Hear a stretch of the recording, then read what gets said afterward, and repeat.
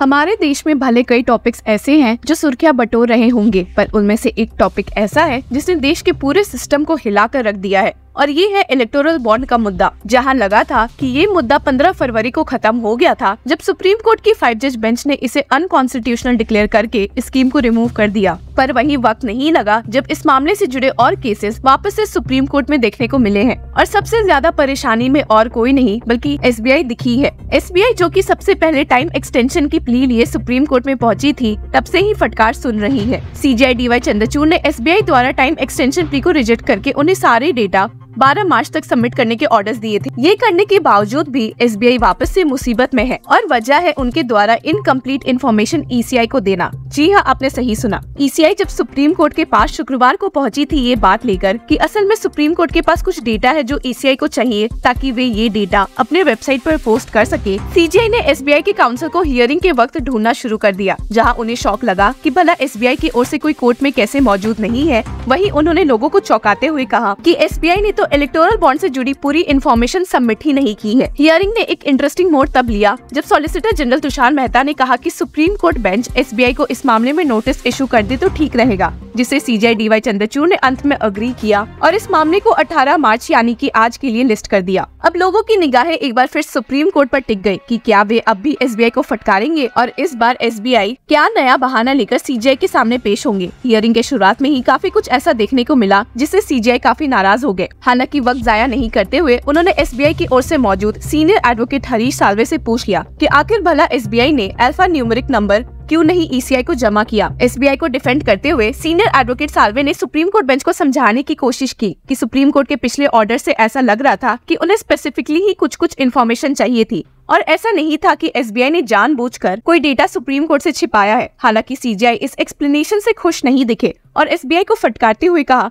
कि उनके ऑर्डर्स में ये साफ साफ लिखा है कि उन्हें सारे डेटा चाहिए और SBI इस तरह से सिर्फ कुछ डेटा पब्लिक नहीं कर सकती है। CJI ने आगे ये भी कहा कि ये पिटिशनर्स या कोर्ट की जिम्मेदारी नहीं है कि वे आए दिन SBI को याद दिलाते रहे कि उन्होंने ये डेटा मिस कर दिया है और वो डेटा, और डांटते हुए कहा, in the judgment we had expressed asked the State Bank of India to disclose all details that includes the bond numbers as well. The bank can not be selective in disclosing all details. Do not wait for the orders of this court. हालांकि साल्वे भी शांत नहीं बैठे और CJI को समझाते हुए कहा कि SBI ने कोई डेटा नहीं छुपाने की कोशिश की है और उन्हें अभी भी कोई दिक्कत नहीं है पूरे डेटा को सबमिट करने में। हालांकि बेंच को समझने की जरूरत है कि SBI को कहाँ मिसअंडरस्टैंडिंग हुई है। आपको बता दें कि ये मिसअंडरस्टैंडिंग साल्वे के अनुसार सुप्रीम कोर्ट के अप्रैल 2019 जजमेंट से हुई है, जिसमें सुप्रीम कोर्ट ने SBI को कुछ सर्टेन डिटेल्स ही पब्लिश करने बोला था। लेकिन साल्वे की ये आर्गुमेंट सुनकर CJI दंग रह गए और कहने पर मजबूर हो गए कि SBI के पास इतनी अच्छी लीगल टीम है, उसके बावजूद भी ऐसी मिसअंडरस्टैंडिंग क्रिएट कैसे हो सकती है। और एक बार फिर से SBI को फटकारते हुए CJI DY चंद्रचूड़ ने कहा, When we say all details, it includes all conceivable data. This interim order has merged with a final judgment. We will clarify that and say that the State Bank of India will not only file the bond numbers but also ask it to submit an affidavit saying that it has not suppressed any details. The owner should not be on the court. CJI यहाँ शांत नहीं बैठे और senior advocate Harish Salve को grill करना शुरू किया। पहला सवाल CJI ने पूछा कि What format is data on purchase is stored by SBI? जिसका जवाब देते हुए साल्वे ने कहा, Your Lordship, we were operating through a lens of anonymity. CJI ने ये भी पूछा कि आखिर किस फॉर्मेट में SBI ने डेटा संभाल कर रखा है। What is format in which you maintain the data on purchase and redemption of electoral bonds? What is the format? Salve ने यहाँ जवाब दिया, 2 silos, Your Lordship. लेकिन CJI ने उन्हें यहाँ काउंटर करते हुए बोला, From your application it appears it is in 3 silos. First silos is bond number. Bond number के रिस्पेक्ट में CJI ने साल्वे से पूछा कि आखिर इसका काम क्या है। What is the purpose of alpha numeric, जिसके जवाब में साल्वे ने कहा कि ये बस एक सिक्योरिटी फीचर है और कुछ नहीं। Alpha numeric is only visible under UV, it is a security feature. ये बात सुनते हुए CJI ने ऑर्डर देते हुए कहा, we will instruct the SBI to file the affidavit that they have given all the information available with them and they are not withholding anything. The onus is not on the bench and the petitioner to make sure all the details have been submitted. और इसी के साथ supreme court bench ने कहा है कि SBI को बाकी रिमेनिंग सभी डेटा 21 मार्च तक ECI को सौंप देना है, जिसके बाद ECI इन सबको वापस से अपने वेबसाइट पर डिस्क्लोज कर देगी। Supreme court bench stated, there is no manner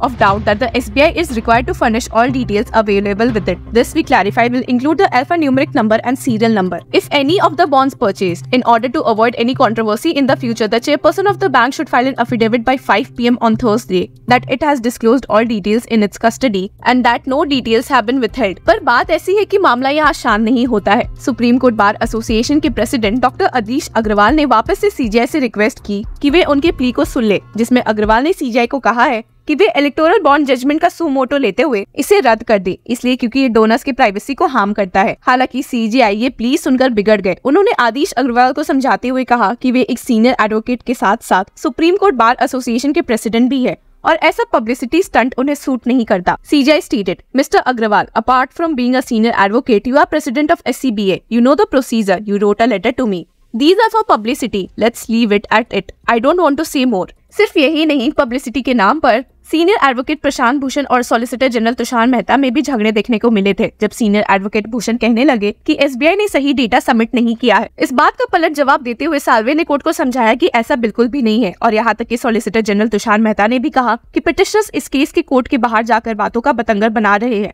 इसके अलावा सुप्रीम कोर्ट में एक केस ये भी आया कि सुप्रीम कोर्ट SBI को ये ऑर्डर दे कि वे 2018 से लेकर अप्रैल 11, 2019 तक के बॉन्ड्स डेटा का भी अल्फा न्यूमेरिक नंबर सबमिट करे। ये बात senior advocate Vijay Hansaria, representing citizens rights trust NGO, ने सुप्रीम कोर्ट बेंच के सामने रखी थी। हालांकि इस बात का जवाब देते हुए CJI DY चंद्रचूड़ ने पिटिशनर्स को समझाया, in our judgment we have taken a conscious decision that the cut off date should be date of interim order April 12, 2019. We took that date because it was our considered view that once that interim order was pronounced, everybody was put on notice. If we have to go back to earlier date, it will become a substantive modification of the judgment and will require a review of this judgment. This cannot be done in a miscellaneous application. ये सुनकर senior advocate Vijay Hansaria ने जवाब दिया, logically once the right to know of a voter it should be from the beginning, but if your lordships have taken a conscious decision, I am not pressing it. हालांकि जब senior advocate Bhushan ने इस मामले में अपनी दलीलों को continue किया, तो सॉलिसिटर जनरल तुषार मेहता ने उन्हें टोकते हुए कह दिया, enough of assistance by these public spirited citizens. He is gathering the details for a future public interest litigation.